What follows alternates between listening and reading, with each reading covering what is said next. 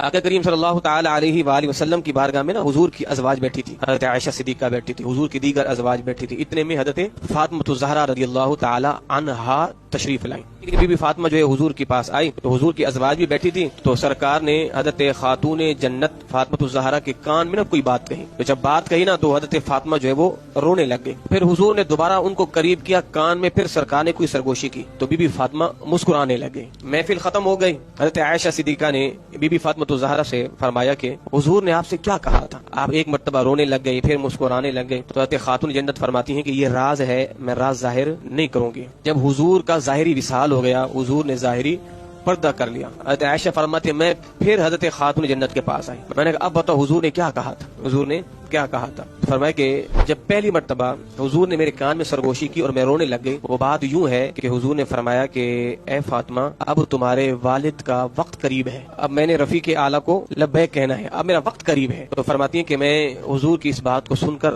آبدیدہ ہو گئی، رو گئی، اور پھر حضور نے مجھے دوبارہ اپنے قریب کیا، فرمایا کہ اے فاطمہ تمہیں ایک بات بتاؤں، میرے جانے کے بعد سب سے پہلے مجھے آ کے ملنے والی بھی تم ہو۔ جب حضور نے یہ بات کہی نا کہ میرے جانے کے بعد سب سے پہلے تم آ کے مجھ سے ملنے والی ہو، اور ساتھ میں حضور نے یہ بھی فرمایا اے فاطمہ کیا تم اس بات پر خوش نہیں ہو کہ اللہ نے تمہیں جنتی عورتوں کا سردار بنا دیا ہے، تو فرماتے ہیں کہ پھر میں مسکرانے لگ گئی۔